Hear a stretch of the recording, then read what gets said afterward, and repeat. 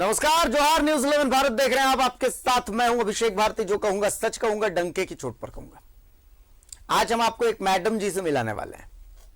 जोरदार मैडम जी हैं, नियम कानून ठेंगे पर रखती हैं। आज चर्चा होगी और आपका तारुफ करवाएंगे इन मैडम जी से। वो मैडम जी जो एक ऐसे विभाग में है जिसके मंत्री जी उड़ते चलते हैं। आज गढ़वा रहते हैं, कल रांची आ जाते हैं, परसों पाकुड़ चले जाते हैं, उसके बाद साहेबगंज चले जाते हैं, पूरे झारखंड में घूमते रहते हैं। लेकिन मंत्री जी को इतना ही समय नहीं रहता कि उनके विभाग में क्या खेला चल रहा है उन्हें जानकारी हो जाए। तो आज उन मैडम जी से आपको जब हम मिलवाएंगे तो ये मुलाकात होगी डंके के चोट पर।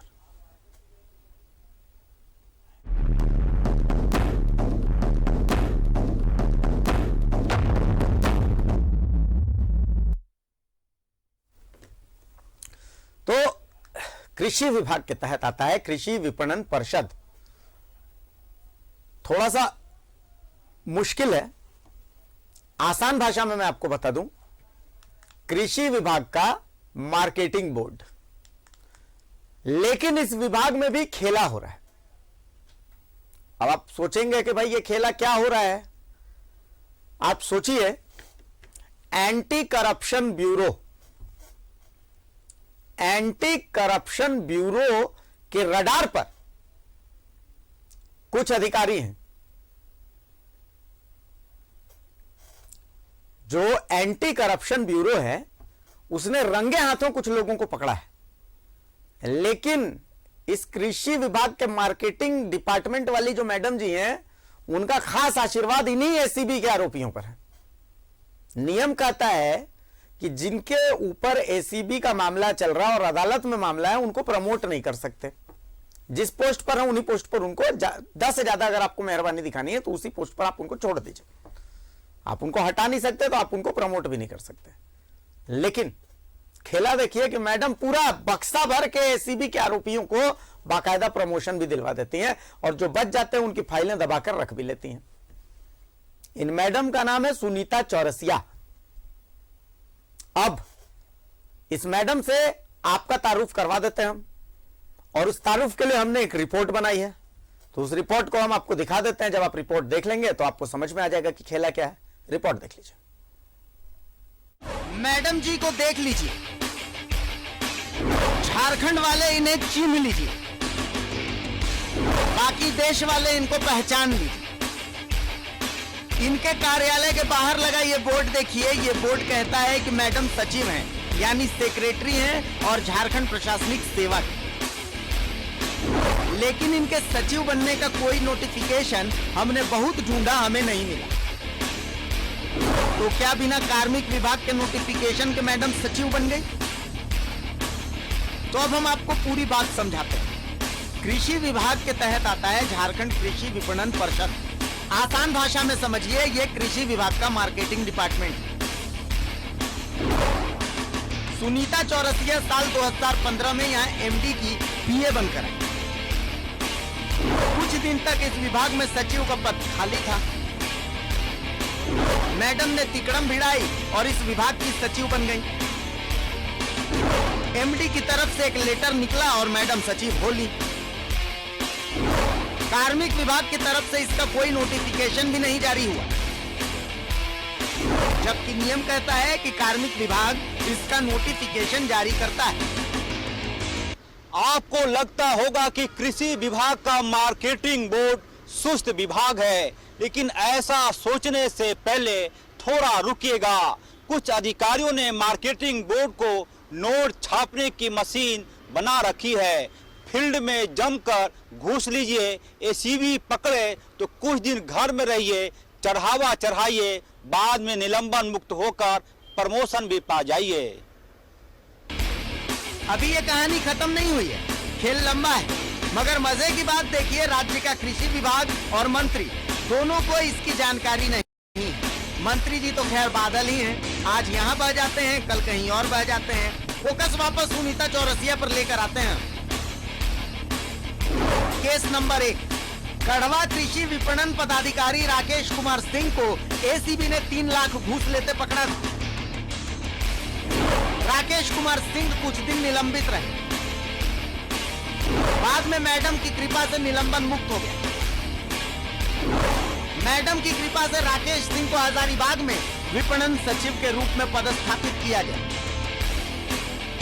बताइए, जिस पर अदालत में घूस लेने का मामला चल रहा हो, उसका निलंबन वापस और प्रमोशन अलग। ऊपर से राकेश सिंह को मैडम की कृपा से केंद्र की ई-नाम योजना का नोडल अधिकारी बना दिया गया। तभी तो हम कह रहे हैं, वाह मैडम जी वाह। केस नंबर 2, गुमला के विपणन सचिव वसीम अख्तर पर विभाग के 48 लाख गबन का आरोप लगा।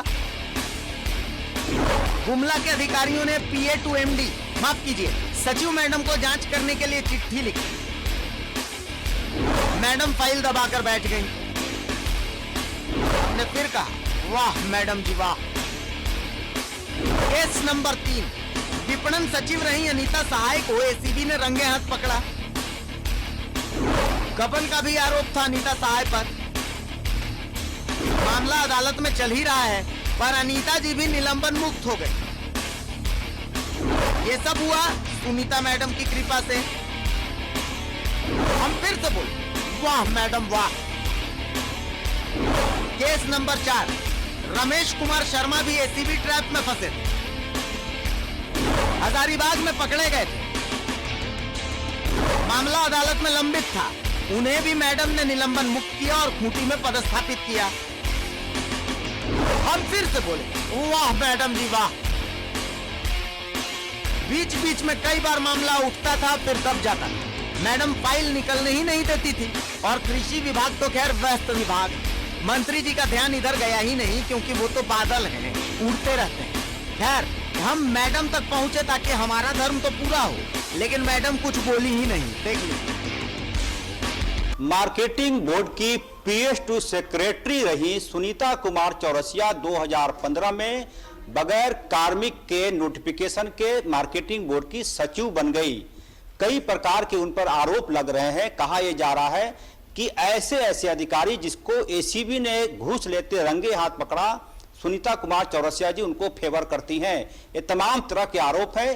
पत्रकारिता धर्म का निर्वहन करते हुए मैं इस वक्त कैमरे में देवाशीष दिखाएंगे, सुनीता कुमार चौरसिया के कमरे में ही मौजूद हूं और उनसे उनका पक्ष जानने की कोशिश कर रहा हूं कि मैडम, आपके ऊपर इतने सारे आरोप लगे हैं, आप अपना पक्ष रखिए। लेकिन सुनीता कुमार चौरसिया अपना पक्ष नहीं रख रही हैं, क्योंकि पत्रकारिता का धर्म है, जर्नलिज्म का ये मोटो है कि जिस व्यक्ति पर कोई आरोप लगता है उसका पक्ष मैं जानने की कोशिश करता हूं, इसीलिए मैं यहां आया हूं। लेकिन सुनीता जी नहीं बोली है।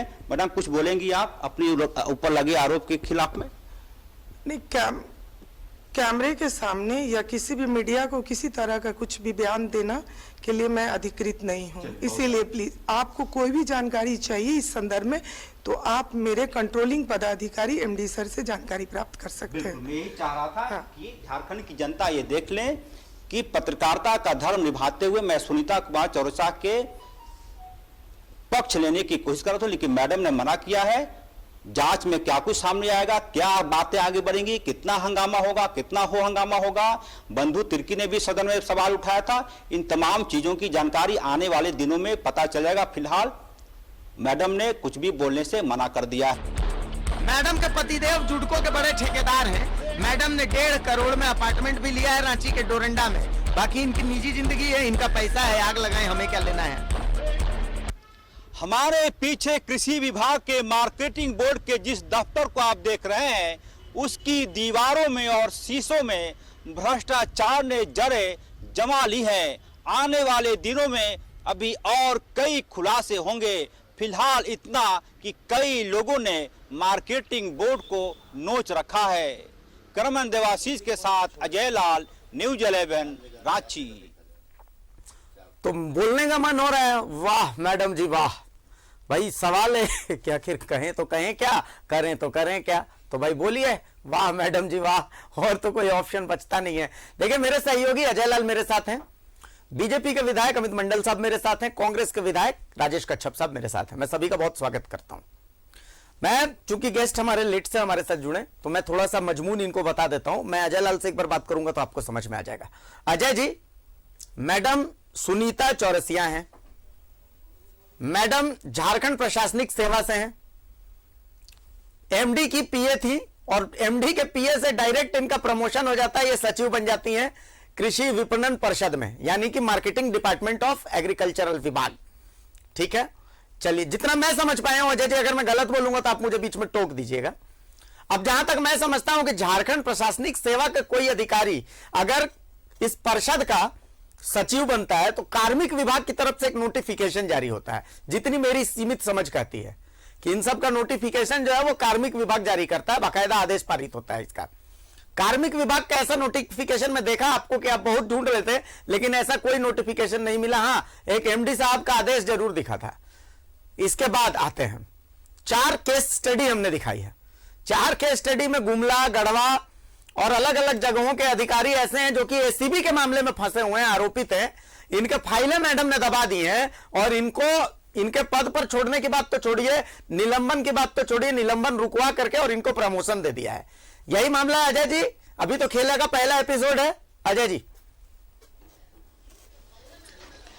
बिल्कुल अभिषेक, आपने 100 आने सच कहा है। देखिए 6 साल में 7 साल में गोद का बच्चा भी चलने लगता है, स्कूल में पढ़ने लगता है, लेकिन ताज्जुब होता है कृषि विभाग के मंत्रियों पर, अफसरों पर और कार्मिक विभाग, मैं नाम ले रहा हूं, राज्य सचिवालय प्रोजेक्ट भवन में बैठने वाले कार्मिक विभाग के अफसरों पर कि 6 साल में ऐसी कोई अधिसूचना जारी नहीं हुई जो यह कह सके कि सुनीता कुमार चौरसिया का तबादला कहीं और किया जाता है। 7 साल से एक ही जगह पर बैठी हैं। जाहिर सी बात है पूरे तंत्र के नस नस को इन्होंने पहचान लिया है। और ताज्जुब यह भी कि मार्केटिंग बोर्ड में हर साल मौसम की तरह एमडी बदलते रहे हैं।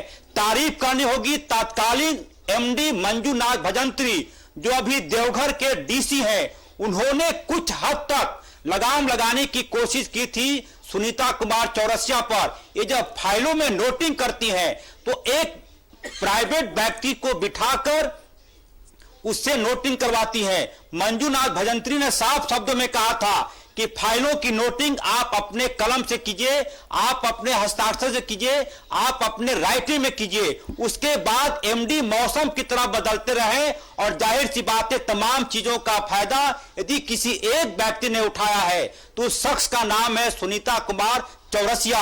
आपको यदि देखना होगा इसके बाद में तो आप एक लेटर भेजिए यहां के अभी एमडी के नाम से, मनोज कुमार प्रमोटी आईएएस है, एमडी अभी, उनके नाम से एक लेटर भेजिए आप और कल को फोन करके पूछिए कि क्या सर मेरा आपको लेटर मिला। आपको पता चलेगा कि वो लेटर पहले ही फाड़कर पढ़ लिया गया। पढ़ता कौन है? सुनीता कुमार चौरसिया। इस तरह उन्होंने नस नस पकड़ लिया है। और मैं बार बार कह रहा हूं कि अकेले सुनीता कुमार चौरसिया इस खेल की खिलाड़ी नहीं है, कार्मिक विभाग के कई अफसरों की भी मिली भगत इसमें है। कृषि विभाग के अफसर, मैं कह रहा हूं कि बादल मंत्री जो बादल पत्रलेख जी हैं, बार बार वो ईमानदारी की बात करते हैं, सिस्टम की बात करते हैं, पॉलिसी की बात करते हैं, लेकिन नेपाल हाउस से महज 7 किलोमीटर की दूरी पर मार्केटिंग बोर्ड का ऑफिस है।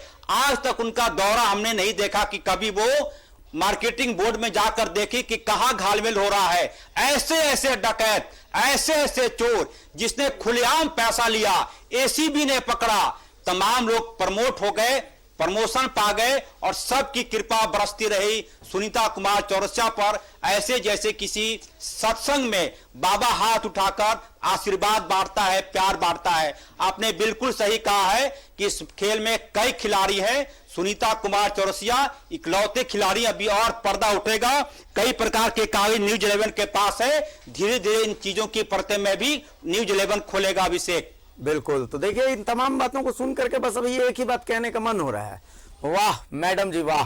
कहें तो कहें क्या और करें तो करें क्या, सिर्फ कहिए मेरे साथ आप भी वाह मैडम जी वाह। देखिए मेरे पैनल मेरे साथ है, अमित मंडल साहब मेरे साथ हैं और राजेश कच्छप साहब मेरे साथ हैं।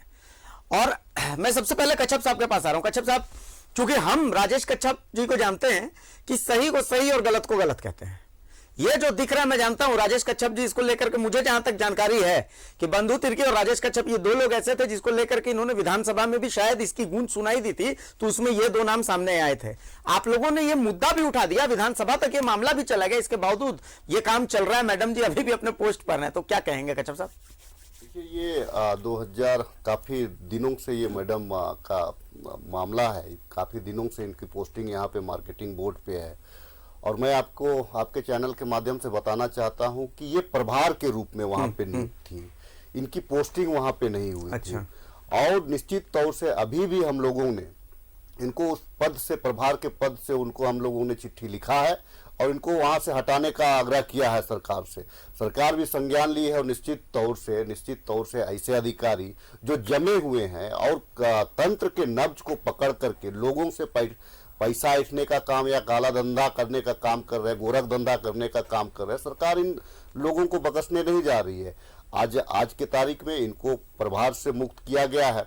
अगर इनके ऊपर चार्जेस लगे हैं तो निश्चित तौर से आप यकीन मानिए, निश्चित तौर से इन पे कार्रवाई की जाएगी। अमित जी, जिस विभाग का ये मामला है, देखिए विभागीय मंत्री तो खुद बादल हैं, मतलब आज गढ़वा दिख जाते हैं, कल बड़का गांव पहुंच जाते हैं, परसों जो है वो रामगढ़ दिख जाते हैं, और उसके अगले दिन पता चलता है कि पाकुड़ चले गए हैं, उसके अगले दिन साहेबगंज चले गए हैं। मतलब बादल कहीं ठहरता नहीं है, मतलब उनके पास अपने ही विभाग के लिए समय नहीं है।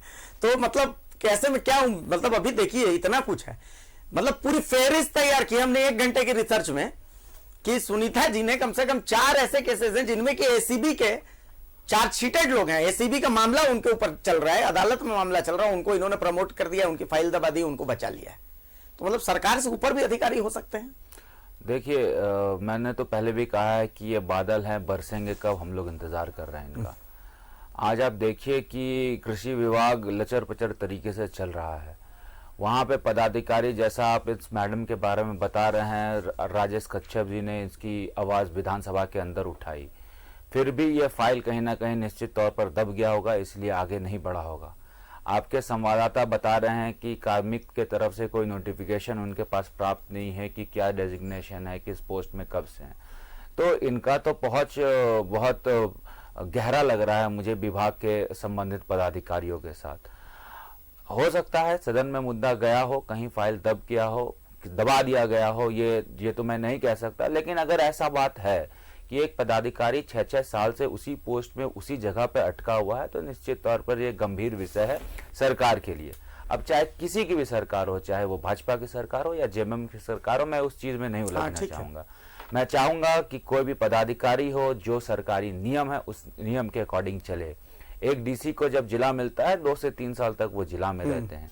एक छोटा सा जो कर्मचारी होता है, सीआई होता है, उसको भी 3 साल के दरमियान में तबादला हो जाती है। तो ये सरकारी नियम है और सरकारी नियम में कहीं ना कहीं मुझे गंभीरता इस बात में नहीं दिख रही है, क्योंकि इसको 6 साल तक एक ही जगह पर पदस्थापित करके रखा गया है। तो निश्चित तौर पर इससे ये प्रतीत होता है कि बादल को गरजना कम चाहिए, बरसना चाहिए, और ऐसे पदाधिकारियों पर बरसना चाहिए जिसके कारण विभाग का गलत नाम आ रहा है। आपने अपना बजट के अनुरूप पैसा भी नहीं खर्चा किया है, और वैसे पदाधिकारी जिनका इंटरेस्ट दूसरे कामों में रहेगा, तो फिर आप कैसे अपने लक्ष्य की प्राप्ति करेंगे, मुझे समझ में नहीं आता। इसलिए मुझे ऐसा लगता है कि सरकार को गंभीरता के साथ इस विषय पे सिर्फ इसी का मसला नहीं, आप पूरे राज्य का आंकड़ा निकाल के देख लिए, कौन से पदाधिकारी किस जगह पर 3 साल से ज्यादा जमे हुए हैं, सबका ट्रांसफर करके इधर उधर। और ट्रांसफर पोस्टिंग के उद्योग में तो आपने महारत हासिल ऐसे भी कर रखा है। मैं एक छोटा सा उदाहरण मंडल जी दे रहा हूं अमित भाई, एक छोटा सा उदाहरण दे रहा हूं। धान घोटाले की खबर न्यूज 11 भारत ने प्रमुखता से दिखाई, आपने भी उस खबर को देखा होगा, ठीक है। आज बाकायदा विभागीय जो अधिकारी हैं वो मान रहे हैं कि साहेबगंज में, पलामू प्रमंडल में, साहेबगंज में, संताल में, बाकायदा संताल की बात कर रहा हूं, संताल में और छोटा नागपुर प्रमंडल में भी धान का घोटाला हुआ, बाकायदा उस पर मुहर लगा रहे हैं।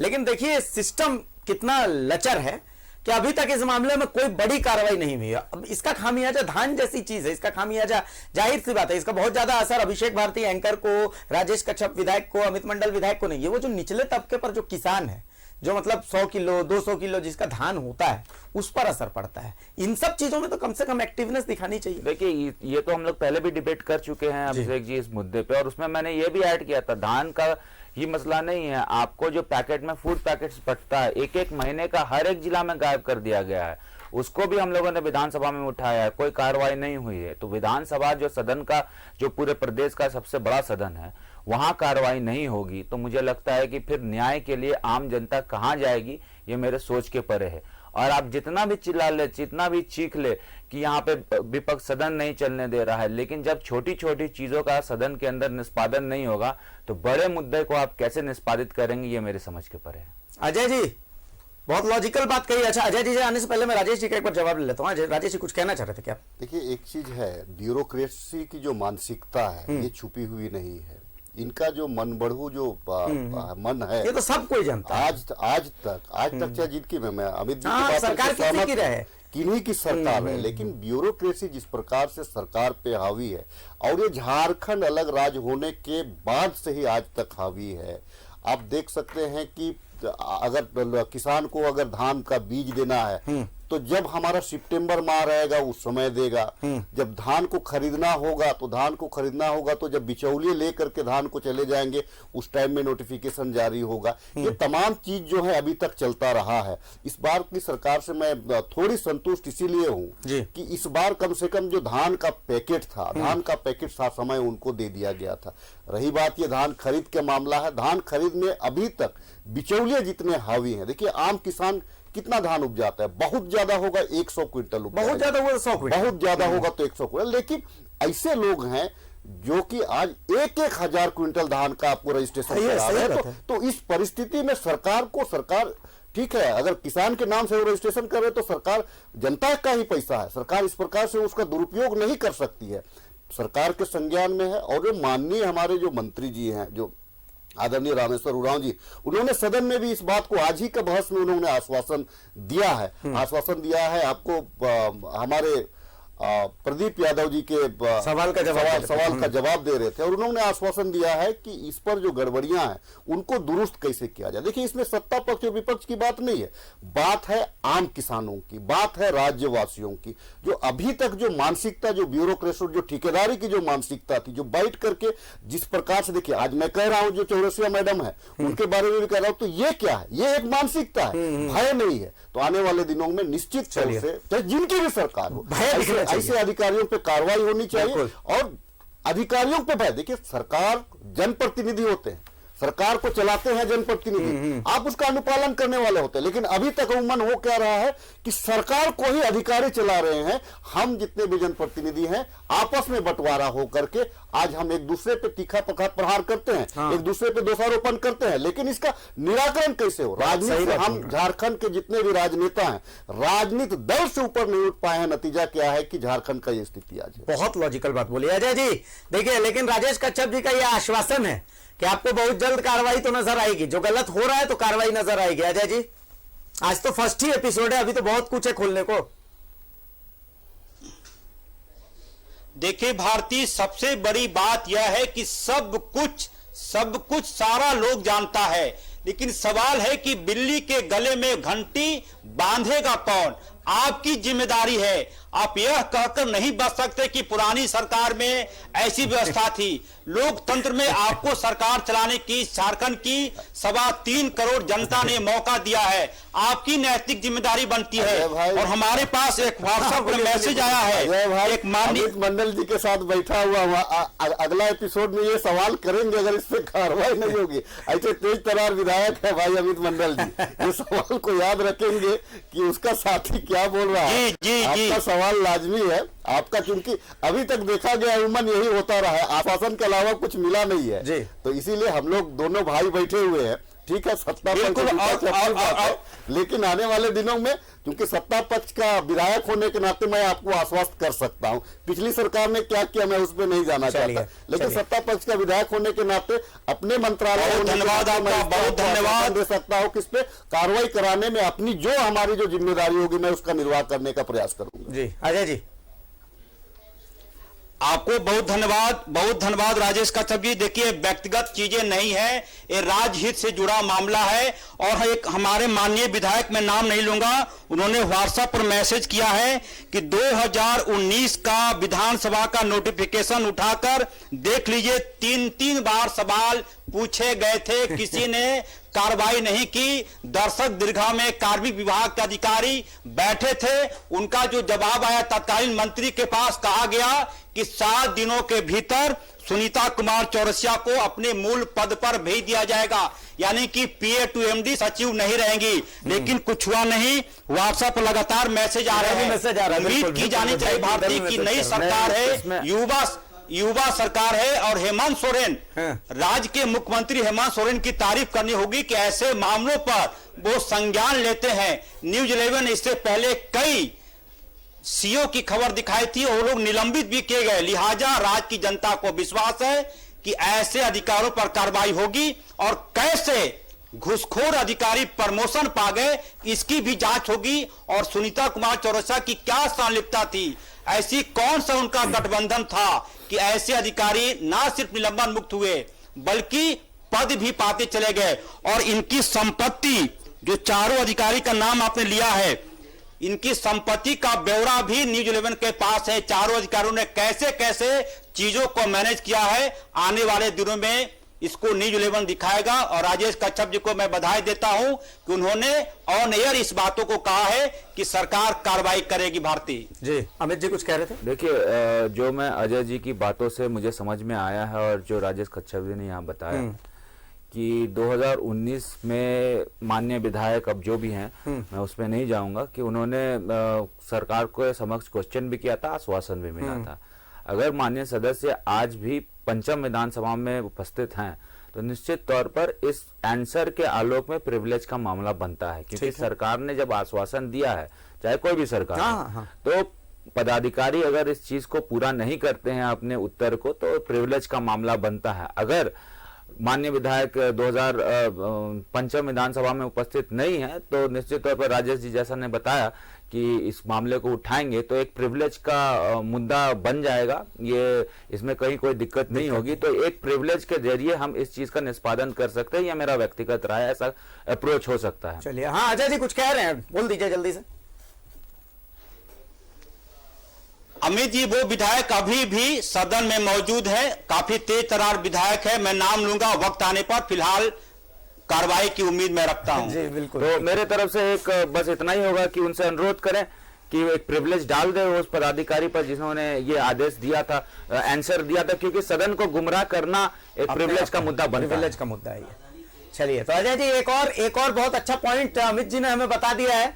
बाकी साधुवाद है राजेश कच्छप साहब को कि उन्होंने यहां पर बैठ कर और ये बात कही है कि देखिए कार्रवाई होगा, उनके स्तर से जिस लेवल तक ये मामला जा सकेगा वो अपनी आवाज वहां तक बुलंद करेंगे। मैं तो साधुवाद देता हूं इस बात के लिए राजेश कच्छप साहब को। कहीं जाइएगा मत आप। अजय जी बहुत शुक्रिया इस मामले के लिए। देखिए, आज सदन में मॉब लिंचिंग पर भी एक विधेयक आया जो कि सदन में पास हो गया। उसका मसौदा क्या था, उस मसौदे को समझना बेहद जरूरी है। अगर आपने दिन भर सदन की कार्रवाई देखी होगी तो आपने देखा होगा कि अमित मंडल साहब ही वो शख्स थे जिन्होंने उसमें दुर्बल शब्द का प्रयोग किया गया है। उस शब्द को डिफाइन करने की बात कर रहे थे कि आप किसके लिए दुर्बल शब्द का इस्तेमाल कर रहे हैं, इसको डिफाइन तो कीजिए। उन्होंने उदाहरण दिया होगा, अगर आपने आज ध्यान से सदन की कार्रवाई देखी होगी तो, कि भाई अगर कोई किराएदार को निकाल रहा है अपने घर से, जो जबरदस्ती उस घर में कब्जा करके बैठा हुआ, तो क्या इस पर भी आप मॉब लिंचिंग का कानून लागू करेंगे? तो बहुत सारे पेच हैं आम लोगों के लिए, और इसी कारण से मैंने भी इस पूरे मसौदे को बहुत ध्यान से नहीं पढ़ा। क्यों? क्योंकि हमारे साथ दो माननीय मौजूद हैं। आज मैं इन्हीं दोनों माननीयों से समझूंगा कि आखिर पंगा कहां पर है। मॉब लिंचिंग तो रुकना चाहिए, तो फिर उस विधेयक में ऐसा क्या है जिस पर आप लोगों को आपत्ति है? सब कुछ समझेंगे, एक सर्कल में, एक लेंस में उसे देखने की कोशिश करेंगे। एक छोटा सा ब्रेक ले रहे हैं, और कहीं जाइएगा मत, डंके की चोट पर जारी रहेगा। ब्रेक लीजिए।